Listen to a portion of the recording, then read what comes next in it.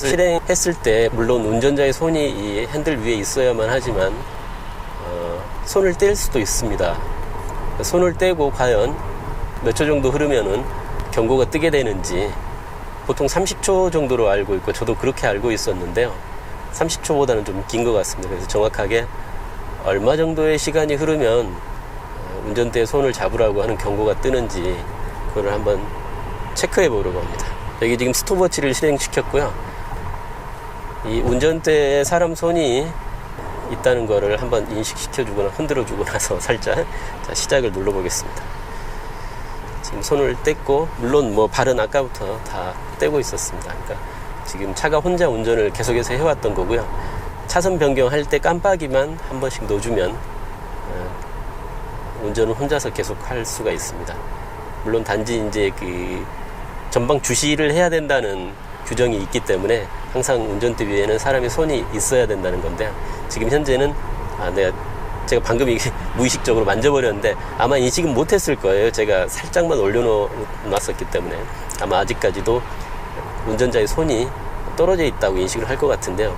이미 30초가 훨씬 넘었지만 아직도 경고가 뜨지 않고 있습니다.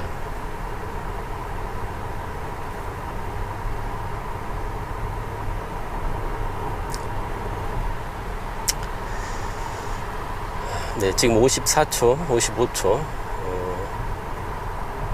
네, 스티어링 휠을 잡으십시오. 이렇게 뜨는 게 정확히 1분 만에 경고가 뜨는 것 같습니다. 스티어링 휠을 잡으라고 경고가 떴는데도 계속 무시하고 손을 떼고 가면 결국은 차가 멈춘다고 해요. 뭐 예를 들면 응급 환자라든가 운전자가 기절을 했다거나 그랬을 수도 있으니까요. 물론 차가 멈추는 게 맞는 것 같긴 하고 또 아까처럼 그런 경고가 계속해서 반복되다 보면 결국은 오토파일럿 기능을 쓸 수 없게 되고요.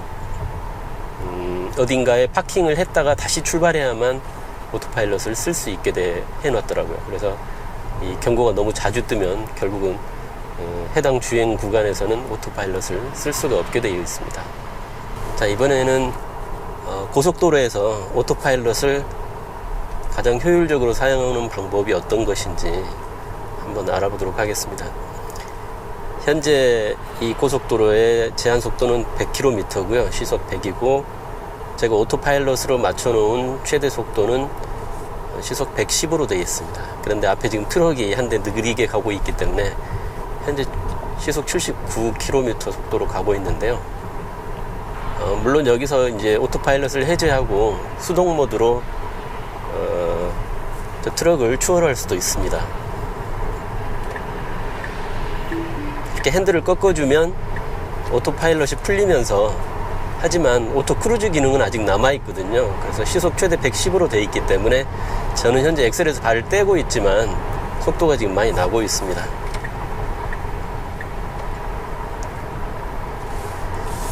이제 다시 오토파일럿을 켜주게 되면 속도 조절뿐만 아니라 차선 유지까지 이제 차량이 알아서 하게 되는데요.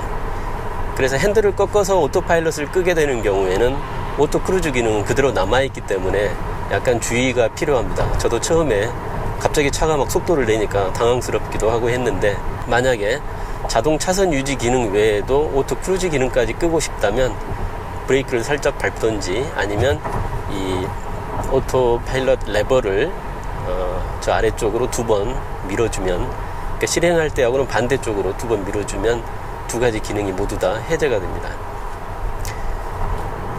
그런데 이제 고속도로에서 오토파일럿을 계속 켜고 가고 싶은데 느린 차가 앞에 있다고 해서 또 수동 모드로 전원했다가 다시 또 오토파일럿을 켰다가 이런 게 좀 번거로울 수도 있습니다. 그래서 자동 차선 변경 기능도 있으니까요. 그걸 이용해서 만약에 저 앞차를 오토파일럿을 끄지 않고 추월하고 싶다 그러면 그냥 이렇게 왼쪽 깜빡이 만들면 스티어링 휠을 잡으세요 이렇게 나오면서 차선 변경이 되지가 않거든요. 이 자동 차선 변경은 무조건 운전자의 손이 운전대 위에 있어야만 가능합니다. 그래서 방금 같은 경우에 운전대를 약간 흔들어서 운전자의 손을 인식시켜 주니까 차선 변경을 하는 모습을 볼 수 있었고요. 다시 오른쪽으로 깜빡이를 넣으면은 이렇게 차선 변경을 해줍니다. 앞에 차가 지금 있기 때문에 약간 브레이크를 밟는 모습을 보실 수 있었고요. 이렇게 계속 운행하면은 사실 오토파일럿을 끌 필요 없이 계속해서 오토파일럿을 실행한 상태로 고속도로에서는 운행을 할 수가 있습니다. 지금 시속 81이면 너무 느리니까요, 이번에도 한번 추월을 해 보겠습니다.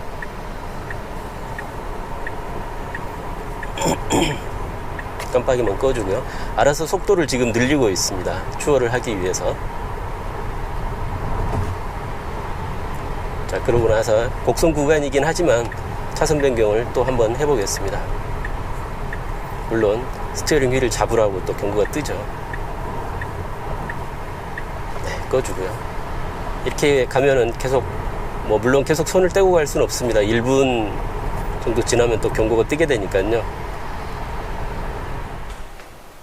자, 그리고 또 한 가지 서먼 호출 기능으로 편리하게 차량을 운행할 수 있는 방법을 하나 소개해 드리려고 하는데요.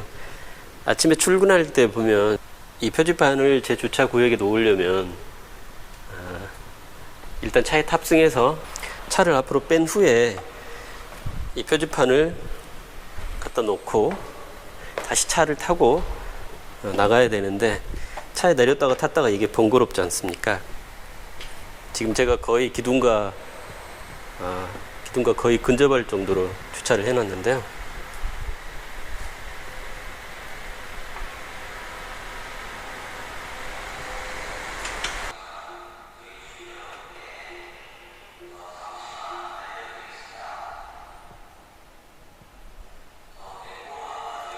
네, 이렇게 차를 앞으로 좀 뺀 후에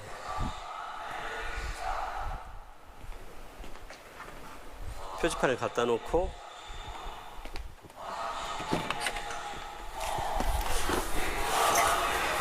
차에 타서 바로 그냥 운행을 하면 되기 때문에 차에 탔다가 내렸다가 할 필요가 없어서 제가 요즘 편리하게 사용하고 있는 기능입니다.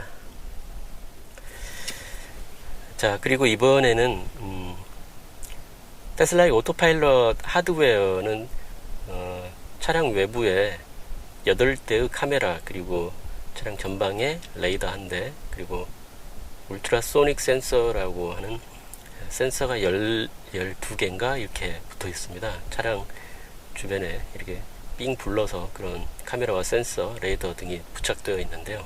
그 카메라들을 가렸을 때 과연 오토파일럿이 어떻게 작동을 하는지 한번 테스트를 해보고 싶어서 이 부분에 카메라 3개가 붙어 있습니다. 가장 중요한 카메라가, 그리고 가장 멀리까지 볼 수 있는 카메라가 가운데 하나 있고요. 그 양쪽에 2개가 더 붙어 있어서 3개의 카메라가 있고, 또 여기 펜더 쪽에 카메라가 있고요. 그 다음에 B필러 쪽에도 카메라가 있습니다. 네, 이런 걸로 카메라를 한번 가려보도록 하겠습니다. 급하게 한 거는 좀 허접합니다만 여기에 카메라 3개가 이렇게 나란히 붙어 있는데요. 완전히 가리도록 이렇게 하면 전혀 앞이 보이지 않을 것 같고요. 나머지 카메라들도 검정 테이프로 모두 가려보도록 하겠습니다.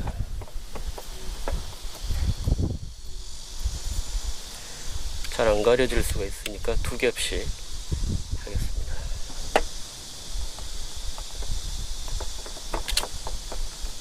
자, 이렇게 해서 카메라를 모두 가렸고요. 보기가 좀 그런가요? 후방 카메라도 지금 검정 테이프를 붙여놨기 때문에 까맣게만 나오고 아무것도 보이지가 않습니다. 옆부분에 약간 빛이 좀 새긴 하는데 한번 어떻게 되는지 주행을 해보도록 하겠습니다. 이 카메라들을 다 가리고 난 후에 변화는 뭐냐면요, 이 센터 스크린 화면도 많이 어두워졌고, 또 계기판 화면도 어두워졌고, 그리고 앞에 라이트가 지금 켜졌습니다. 지금 야간에는 눈부심을 방지하기 위해서 이 화면들이 자동으로 어두워지게 되어 있거든요. 근데 지금 카메라를 다 가려 놓으니까 야간이라서 어두워진 걸로 그렇게 판단하는 것 같습니다. 라이트는 수동으로 끄도록 하겠습니다. 네, 지금 오토파일럿 아이콘은 전혀 뜨지가 않고요. 카메라를 모두 가렸더니 오토파일럿 기능을 사용할 수가 없는 상태가 되어버렸습니다.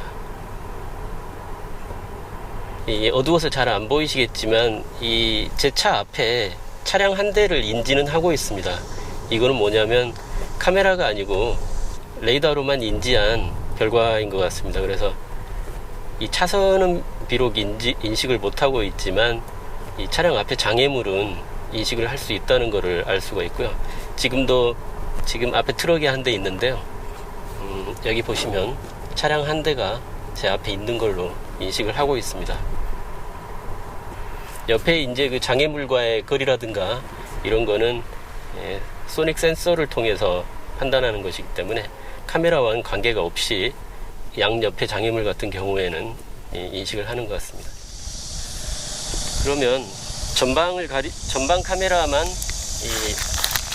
다시 떼보도록 하겠습니다. 네, 오토파일럿 아이콘이 떴고요. 그리고 이 스크린 화면도 다시 밝아졌습니다. 아까 제가 그 카메라를 가리면서 조도 센서까지 같이 가려서 아마 그랬던 것 같고요. 오토파일럿 아이콘이 떴는데 한번 기능도 제대로 동작하는지. 네, 제대로 동작을 하네요. 그러니까 오토 크루즈나 오토 스티어링, 그러니까 자동 속도 조절이나 차선 유지 기능 등 오토파일럿의 가장 핵심적인 기능은 전방에 붙어있는 이 세대의 카메라를 통해서 이루어지고 있는 것 같고요. 직방이나 후방 카메라는 가려놔도 아무 관계없이 잘 작동을 합니다. 네, 지금 현재는 고속도로이고요. 일단 오토파일럿은 예상대로 잘 작동을 하고요. 전방에 3개의 카메라만 있으면 작동을 잘 하는 것 같습니다. 자동 차선 변경도 가능한지 한번 시도를 해보도록 하겠습니다.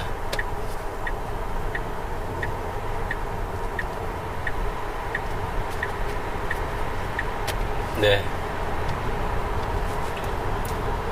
자동 차선 변경도 후방이나 측방 카메라가 가려져 있어도 잘 되네요. 왜 그러죠? 현재 오토파일럿은 전방 3개 카메라만 가지고도 잘 운영할 만한 그 정도 수준인 것 같고, 나머지 옆에 그리고 뒤에 이 5개의 카메라는 앞으로 개발될 자율주행 운전을 위해서 하드웨어를 미리 장착해 놓은 게 아닌가 하는 그런 생각이 드네요. 지금 꽤 급한 커브인데요. 잘 돌고 있습니다. 핸들이 약간씩 이렇게 좌우로 흔들리는 걸 보실 수가 있는데요.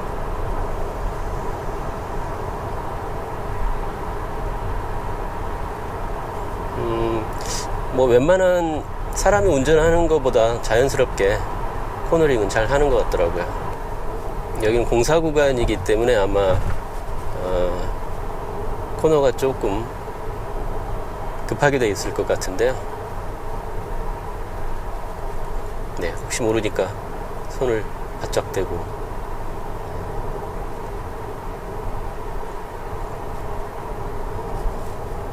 잘 하네요.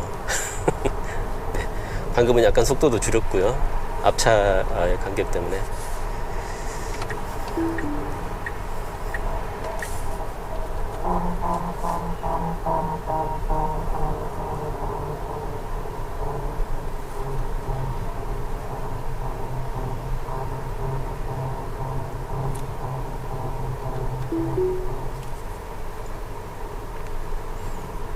저긴 정말 급한 커브인데 과연 가능할까요? 예. 앞차가 속도를 많이 줄였기 때문에 속도를 많이 줄이고 따라가니까 별 무리 없이 통과를 하는 것 같습니다. 네, 잘 지나왔어요. 네, 지금 여기는 아파트 주차장인데요. 네, 자리를 하나 지금 찾은 것 같은데요. 카메라를 다 가린 상태에서도 잘 되는지 한번 시작해 보도록 하겠습니다. 지금 뒤 상황을 볼 수가 없기 때문에 사실 좀 불안한데요. 지금 사이드 미러로만, 네, 오른쪽 차와의 거리, 왼쪽 차와의 거리가 70cm, 50cm, 40cm, 네, 30, 30cm에서 멈추네. 잘 하는 것 같네요. 그렇다면 이 자동 주차는 카메라 없이 12개의 울트라소닉 센서만으로 자동 주차를 한다는 결론을 얻을 수 있을 것 같습니다.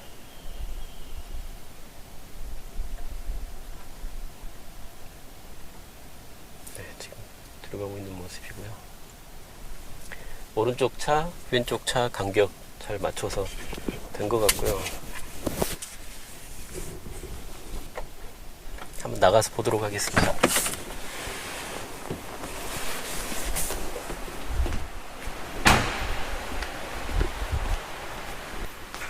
네, 약간 비틀어지긴 했는데 이쪽은 좀 넓고 그런 대로 잘 했네요. 그러면 이 자동 주차도 카메라 없이도 잘 되고, 그러면 서먼 호출 기능도 카메라 없이 물론 잘 될 것 같습니다. 네, 차량 내부에서도 이게 가능하네요. 전진을 한번 눌러보겠습니다.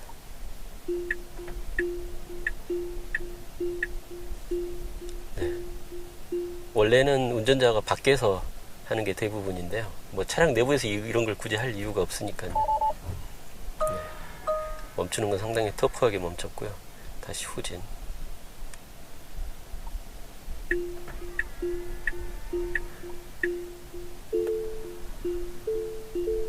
네, 왼쪽 오른쪽 차량과의 장애물 보여주고 있고요.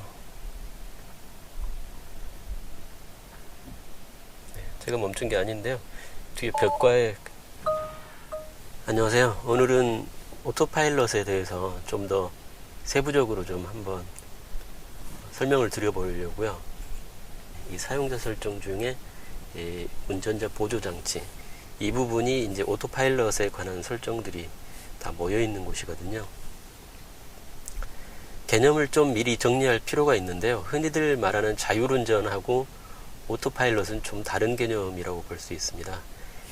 많이들 보셨겠지만 자율운전에는 레벨 1, 2, 3 이렇게 4단, 5단계까지 있던가요? 아무튼 자율운전에 이 등급이 있다고 하는데, 현재 상용화되어 있는, 그러니까 일반 운전자들이 사용할 수 있는 자율운전의 수준은 2단계 내지는 3단계다 이렇게들 말씀하시는데요. 이 오토파일럿이라는 용어 자체는 테슬라에서 만들었다고 하고요. 이 현재 말하고 있는 오토파일럿은 여기 오토파일럿이라고 메뉴명에도 되어 있는데요. 또 자동 주차, 차선 유지, 제한 속도 유지, 충돌 방지 어시스트, 이런 아무튼 운전자가 운전을 편리하게 할 수 있도록 보조하는 기능들을 통틀어서 오토파일럿이라고 하고 있는 것 같고요. 자율운전은 말 그대로 일론 머스크가 올해 말까지 선보이겠다고 했던 LA에서 뉴욕까지 운전자가 전혀 개입하지 않고 차량이 운전해 갈 수 있는 수준까지 선보이겠다, 이렇게 얘기한 적이 있는데요. 그 정도 되면 자율운전이라고 말할 수 있겠지만, 사실 현재 상태의 오토파일럿이 자율운전이다라고 말하기는 어려운 것 같습니다. 그리고 테슬라에서 말하는 오토파일럿의 대부분의 기능들을 다른 차종들도 많이들 갖추고 있습니다. 조금씩 기능이 차이가 있고 수준의 차이가 좀 있긴 하지만 꼭 테슬라만의 고유 기능이라고 하긴 어려운 측면이 있습니다. 하지만 누구나 다 말하듯이 이 자율운전에 있어서 가장 앞서가고 있는 기술을 선보이고 있는 것은 테슬라가 맞는 것 같고, 특히나 그 연구실에서 개발만 하고 있는 게 아니고 실제 운전자들이 체험해보고 또 그 운전자들의 체험 결과를 자율운전을 더 발전시키는데 활용하는 그런 측면에 있어서는 테슬라가 가장 앞서 있다고 볼 수 있을 것 같습니다. 그래서 어떤 분들은 테슬라의 오토파일럿이 너무 고객들의 안전을 경시하는 위험한 처사다 이렇게 비판하는 분들도 있는데요. 이 오토파일럿이 자율운전이 아니라는 점을 테슬라 구매하시는 분들은 다들 잘 아시겠지만 필히 인지를 하시고, 어쨌든 사고가 나면 무조건 운전자의 책임이고, 여기에도 그렇게 되어 있지만 베타 서비스라고 되어 있거든요. 그러니까 완벽하게 개발된 기능은 아니라는 점을 테슬라에서도 강조를 하고 있는 것 같습니다. 여기도 보시면 제가 지금 맨 먼저 오토파일럿의 기능 중에 가장 핵심이라고 할 수 있는 오토 스티어 기능. 오토 스티어는 말 그대로 도로의 차선을 이 오토파일럿 카메라로 읽어들여서 레이더와 카메라를 이용해서 차선을 인식하고 그 차선에 맞춰서 스티어링 휠을 조작해서 운전을 하는, 자동으로 운전을 하는 그런 기능을 말하는데요. 우리 말로 옮기자면 자동 차선 유지 기능, 그 정도 될 것 같습니다. 차선 유지를 굳이 운전자가 개입하지 않더라도 차량이 혼자서 적절하게 조절해주는 그런 기능입니다. 여기도 보면은 이제 그 경고 문구가 사실 있습니다. 사용자의 동의를 받은 후에 쓸 수 있도록 되어 있거든요. 또 자동 차선 변경. 자동 차선 변경은 제가 몇 번 보여드린 적도 있지만 고속도로에서 차선을 바꾸고 싶을 때 굳이 운전자가 조작을 하지 않더라도 차선 변경을 위한 깜빡이만 넣어주면 차량이 알아서 자동으로 차선을 변경해주는 그런 기능이 되겠습니다. 크게 이렇게 두 가지를 오토파일럿의 카테고리로 묶어서 이렇게 메뉴 정리는 되어 있는데요. 이거 외에도 우리가 흔히 말하는 오토 크루즈 기능, 이제 여기 오토 스티어에 자동 차선 변경 그리고 오토 크루즈까지 이렇게 세 가지를 오토파일럿이라고 볼 수가 있겠고요. 오토 크루즈 기능은 굳이 여기에 설정해서 변경할 필요가 없이 기본 기능으로 들어가 있기 때문에 기능을 켜고 끄는 메뉴가 없는 것 같습니다. 그리고 굳이 배탈하고 딱지를 붙일 필요도 없이 기본 기능으로 보고 있는 것 같습니다. 그 다음에 자동 주차는 전에 두 번째인가 세 번째 리뷰에서 한번 보여드린 적이 있던 자동 주차 관련된 건데, 그 다음에 자동 주차에는 T자 주차라든가 일렬 주차 이런 거는 사실 기본 기능에 들어가 있는 거고, 제가 예전에 두 번째인가 세 번째 리뷰에서 한번 보여드린 적이 있습니다. 여기 메뉴에 이제 나와 있는 거는 차량 호출, 이것도 베타 서비스라고 되어 있는데요. 이것도 베타 버전 경고가 이렇게 나오는데요. 모든 책임은 운전자에게 있다. 그래도 사용해 하시겠느냐, 그런 의미가 되겠습니다. 세부 설정을 보시면요, 이제 차량을 아시다시피 이 차량 호출 기능은 운전자 없이 리모컨이나 스마트폰을 이용해서 차량을 앞뒤로 이렇게 빼고 넣을 수 있는 그런 기능인데요. 앞 장애물과의 간격을 몇 센치 정도까지 둘 것이냐는 건데요. 저는 뭐 사실 제일 위험한 20cm까지 그냥 해놨습니다. 제가 좀 겁이 없어서인지는 모르겠는데 최대한 벽에 붙을 수 있게 해놨고요. 호출시 이동 거리도 최대 12m입니다. 그래서 12m까지 이 거리를 조절할 수가 있는데, 저는 최대한 길게 나올 수 있을 정도까지 이동 거리를 해놨고, 측면 간격도 표준이 있고 좁음이 있는데요. 이 표준에 해놨을 경우에는 우리나라 운전자들이 특히 잘하는 깻잎 주차, 이런 거 깻잎 주차 해놨을 경우에 이 호출 기능 이용해서 차를 꺼내고 넣고 하시려면은 꼭 필히 좁음으로 해 놓으셔야 됩니다.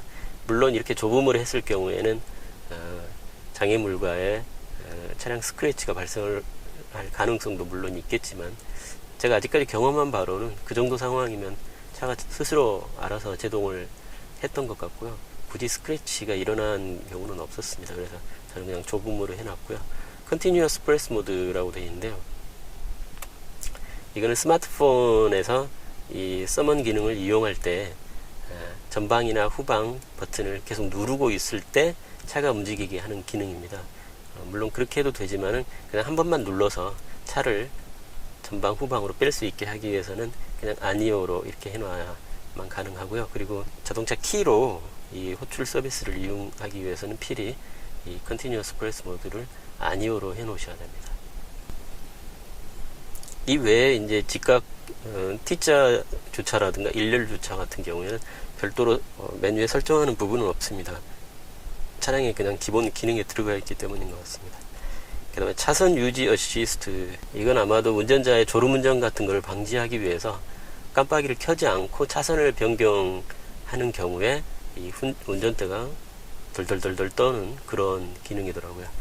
전 처음에 이걸 모르고 가끔씩 운전대가 이렇게 돌돌돌 떨어서 차가 이게 이상이 있는 게 아닌가 생각했는데, 가끔씩 제가 깜빡이를 안 켜고 차선을 밟았다던가 또 변경하려고 했다던가 그런 경우였던 것 같습니다. 그리고 또 고속도로에서 차량 출입로로 나올 때 그때도 깜빡이를 안 켜고 나오게 되면은 이 차선을 밟게 되기 때문에 운전대가 덜덜 떠는 그런 경우가 있더라고요.